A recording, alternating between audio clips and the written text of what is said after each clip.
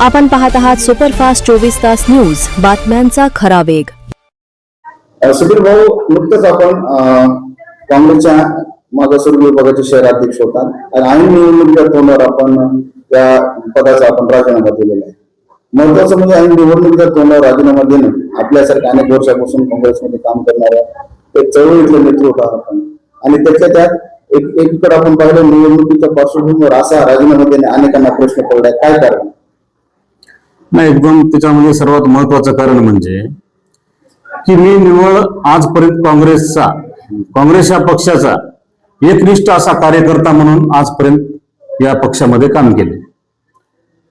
सिद्धार्थ हत्यारे असतील आमचे पक्षाचे प्रदेशाध्यक्ष, त्यांच्यासोबत खांद्याला खांदा लावून मी त्यांच्यासोबत काम केलेलं आहे.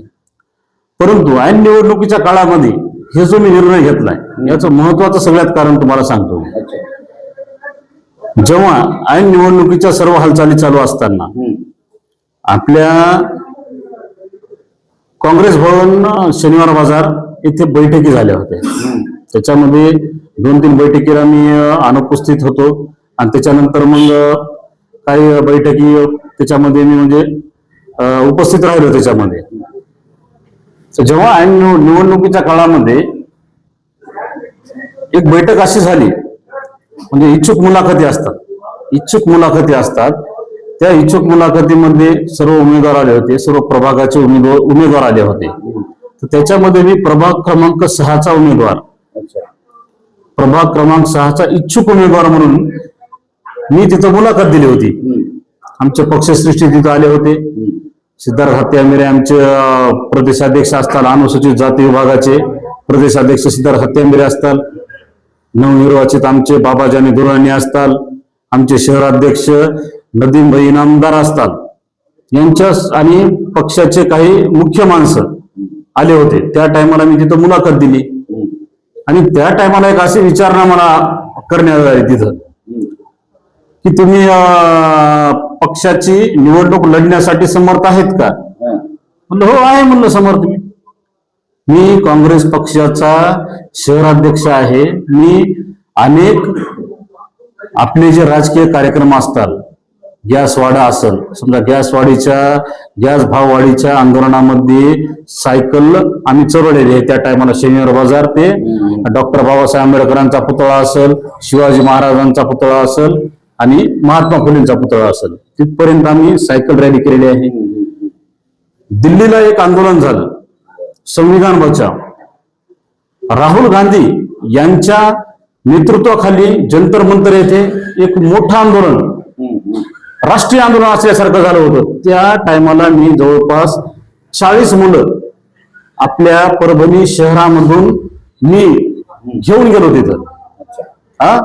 ते एक आंदोलन असेल, आपल्या नागपूरला एक कार्यक्रम होता ते असेल, आपल्या राहुल गांधी यांची पदयात्रा होती ती पदयात्रा असेल. म्हणजे काँग्रेसच्या प्रत्येक कार्यक्रमामध्ये छोट्यातला छोटा असेल किंवा मोठ्यातला मोठा कार्यक्रम असेल, मुंबईला पक्ष प्रवेश असेल, सिद्धार्थ हत्यारे जेव्हा प्रदेशाध्यक्ष झाले होते तेव्हाचा पक्ष प्रवेश असेल, जवळपास 150 पोरं मी इथून गेलो होतो घेऊन आपल्या परभणी शहरामधून. आणि आमचे प्रदेशाध्यक्ष तत्कालीन त्या टायमाला होते नाना पटोले, त्यांचा कार्यक्रम असेल. 500 मुलांची बाईक रॅली मी काढली होती. 500 मुलांची बाईक रॅली काढली होती इथून आपल्या डॉक्टर बाबासाहेब आंबेडकर विद्यालयापासून ते काळी कमान आणि काळी कमानीपासून ते अक्षदा मंगल कार्यालय, ते बी ठीक आहे. आणि जेव्हा वर्षाताई गायकवाड यांचा वाढदिवस होता, त्या वाढदिवसाला मी माझे सहकारी 45 ब्लड डोनेट मी त्या टायमाला ऑन द स्पॉट केले होते. फक्त 2 दिवसाचा म्हणजे कार्यक्रम होता. 2 दिवस आधी मला प्रदेशाध्यक्षांना सांगितलं होतं की आपल्याला हे कार्यक्रम करावा लागतंय, त्यांचा वाढदिवस आहे वर्षाताई गायकवाड यांचा. आणि मी 2 मिनिटांमध्ये म्हणजे 2 दिवसामध्ये तेवढी बिल्डिंग लावून 45 जवळपास 100 मुलं आले होते. त्या टायमाला मला डॉक्टर असे म्हणले त्या टायमाला की आता खूप वेळ झालाय, त्याच्यानंतर आपण आता म्हणजे दुपार झाली आणि उन्हाची तीव्रता असल्यामुळं ते तेवढं मी पोस्टपोन केलं होतं. 45 बॉटल माझ्या त्या टायमाला झाल्या होत्या. त्या टायमाला नदीम इनामदार आमचे शहराध्यक्ष आले होते, गुलबीर खान आले होते, गौतम मुंडे सर आले होते, म्हणजे एक असे म्हणजे कोणताही कार्यक्रम मी आजपर्यंत आपल्या सिद्धार्थ हत्यामिरे यांच्या ब्लड कॅम्पचा असला तरी मी आजपर्यंत मिस केला नाही. प्रत्येक कार्यक्रमामध्ये हिरहरीनं असा सहभाग घ्यायचो. मग एक सांगा की इतक्या मोठ्या प्रमाणात आपण निष्ठेनं काम केलं, मग आजच्या या निवडणुकीमध्ये आपण पक्षनिष्ठ इतक्या दाखवताना सुद्धा मग आपल्याला डावलण्यात आलं का, किंवा मग आपल्यावर त्या पद्धतीनं निवडणूक प्रक्रियेमध्ये सुद्धा नाही आपण, मग या सगळ्या काही गोष्टी झाल्या का?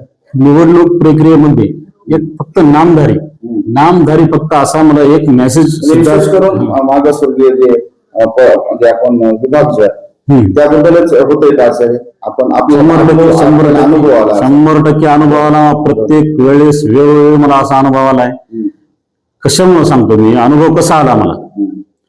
प्रत्येक वेळेस जेव्हा बैठक राहायची काँग्रेस कमिटीमध्ये, आपल्या शनिवार बाजारात असेल किंवा आपल्या बँकेमध्ये बैठका व्हायच्या, त्या टायमाला सिद्धार्थ हत्यामिरेचे हे समर्थक असल्यामुळं मी असत, चंद्रशेखर साळवे आमचे ग्रामीणचे जिल्हाध्यक्ष असतात किंवा आमचे युवकचे प्रदीप झोंबळे असतात, आम्हाला एक वेगळ्या प्रकारची वागणूक भेटायची 100%. कशामुळं की फक्त हे सिद्धार्थ हत्यामिरेचे समर्थक आहेत. त्याच्यामुळे ते एक वेगळ्या प्रकारे म्हणजे मान सन्मानचा विषयच नव्हता. मान सन्मान गटाचं एकदम गटाचं 100% गटाचं राजकारण चालायचं त्याच्यामध्ये. यांचा ग्रुप एक वेगळा राहायचा आणि सिद्धार्थ हत्यामिरेचा ग्रुप तर नव्हता. सिद्धार्थ हत्यामिरेचा गटच नव्हता. सिद्धार्थ हत्यामिरेचा गट फक्त सुधीर कांबळे, चंद्रशेखर साळवे, प्रदीप जोंधळे, आम्ही प्रत्येक बैठकीला आम्ही म्हणजे हजर राहायचो. पण इतकं डावलत व्हायचे म्हणजे डावलायचे आम्हाला ते वेळोवेळी आमच्या लक्षात यायचं. म्हणजे एक सांगायला तुम्हाला मी आता मुद्दा की अनेक निष्ठावंतांना सुद्धा काँग्रेसमध्ये आता जसं उभाटाची काँग्रेसची युती झाली त्यामुळे अनेक निष्ठावंतांना सुद्धा तिकीट घेतले नाही म्हणतात, किंवा मग आपल्या मनावर सुद्धा कोणते तिकीट देण्यात नाही आले, किंवा अशा बऱ्याच काही गोष्टी झाल्या. 100% मला विचारात 1% ही घेतलं नाही. शहर अध्यक्ष काँग्रेस कमिटीचा अनुसूचित जाती विभागाचा मी असताना मी वेळोवेळी त्यांना नदीम इनामदार यांना कॉल केला. जेव्हा पार्लमेंटली बोर्डची मिटिंग असते त्या मिटिंग मध्ये जेव्हा ते जाऊ लागले परभणी ते मुंबईला बैठक होती, तर मला असं कळालं की मुंबईला जाणार आहेत म्हणून. तर त्या टायमाला मी त्यांना कॉल केला, नवीन भाई माझी शिफारस करणार का तुम्ही? मी सुधीर कांबळे बोलायलो, तुमच्या पक्षाचा एक शहराध्यक्ष आहे मी, पक्षाचा शहराध्यक्ष आहे मी, तुम्ही माझी शिफारस करणार का? बरं ठीक आहे, माझी कराल न करा. जेवढे परभणी शहरामध्ये महानगरपालिकेमध्ये अनुसूचित जाती विभागाचे जेवढे आता समजा तिकीट वाटप आहे त्यामध्ये एक अशी पद्धत असते की पार्लमेंटरी बोर्डची एक तुम्हाला शिफारस लागते. तर त्या शिफारशीमध्ये आपले सुरेश देशमुख असताल, भगवान दादा वाघमारे असताल, किंवा आणखीन बाबाजानी दुराणी जिल्हाध्यक्ष असताल, नदीम इनामदार असताल, नागसेन भेरजे असताल, आणि मी पण स्वतः त्या पार्लिमेंट बोर्डमध्ये. मला असं कळून नका म्हणजे मला पक्क माहित नाही की मी आहे का नाही, पण मला असं कॉल आला होता ऑफिसमधून की सुधीर तुम्ही या आणि असं तुम्ही त्या याचे एक सदस्य आहात. जर बरं ठीक आहे, मी सदस्य आहे, मान्य आहे, मला सदस्य आहे मी. मग सदस्य मी असताना सदस्य मी आहे आणि मी तुम्हाला तिकीट मागायलो आणि मला जर तुम्हाला म्हणजे माझी शिफारस करण्यात का नाही हे जर मला तुम्हाला विचारावं लागत असतं तर याच्यावरून म्हणजे असा काय म्हणतात त्याला लाजिरवाणी गोष्ट काय आहे याच्यामध्ये सांगा तुम्ही, की मलाच माहित नाही की माझी शिफारस कोण करायला. तुम्ही निष्ठेने सगळ्या गोष्टीने काम करता, तुम्हाला ती अपेक्षा होती की इतकं करून देखील मला शिफारस सुद्धा करण्यात नाही. 100% हेच माझं म्हणजे नाराजीचं माझं कारण काय आहे की माझ्या प्रभागामध्ये आजची परिस्थिती अशी आहे. माझ्या प्रभागामध्ये आशिष वाकोडे लोकनेते विजय वाकोडे यांचे सुपुत्र आहेत. त्यांना एक जे त्यांच्याविषयी कसा विषय आता आदरणीय आमचे लोकनेते विजय वाकोडे आपल्या महाराष्ट्राची एक बुलंद तोफ होती. ठीक आहे, मान्य आहे. त्यांचा मुलगा त्यांना तिकीट देण्यात आलं. एक भावनिक विषय होता, कारण की आदरणीय आमचे राहुलजी गांधी आले होते तिथं. त्यांनी पण शब्द दिला होता. आमचे प्रदेश अध्यक्ष होते सपकाळजी, त्यांनी पण शब्द दिला होता. ठीक आहे, मान्य आहे ना मला. अनुसूचित जाती विभागामध्ये तुम्ही जर आशिष वाकोडला तिकीट देत असताल, मान्य आहे मला. पण त्याच्यामध्ये आता जो आपला एक प्रदीप पावळे, जे शहर अध्यक्ष नवनिर्वाचित शहर अध्यक्ष झालेले आहेत, राष्ट्रवादी काँग्रेस शरद पवार गटाचे, त्यांना त्या ओपन पुरुष गटातून दिलं तिकीट. मग आमची विचारणा का आम्हाला केली नाही तुम्ही? येत असताना हे तर तुम्हाला माहित आहे ना सगळं. हे जे सेटलमेंटचं राजकारण मी सांगणार होतो तुम्हाला, हे सेटलमेंटचं राजकारण तिथं चालू झालंय. याचा अर्थ की आशिष वाकोडे तिथं आल्यामुळं, आशिष वाकोडे आल्यामुळं तुम्ही सर्व ते पॅनल सगळं संपून टाकलं. बरं ठीक आहे, तुमचा शहर अध्यक्ष काँग्रेसचा तुम्हाला तिकिटाची मागणी करायला तुमचा एक फोन याय पाहिजे ना. शहराध्यक्ष नदी मिनादार असताल, नाही तर आमच्या प्रदेशाध्यक्ष असताल सिद्धार्थ हत्यामीर, त्यांनी एक फोन करायला पाहिजेत ना. सुधीर तू असं कर, त्याच्या सेटलमेंट मध्ये राहुल साळवेला त्यानं उभा टाकून तिकीट दिलं, त्यांना उमेदवारी दिली. मी त्यांना आता म्हणजे काय प्रश्न काय विचारू मी? काय बोलायचं आता? याच्याहून जास्त काय बोलू शकतो मी याच्यामध्ये? सिद्धार्थ हत्यामीर आणि काँग्रेस पक्ष.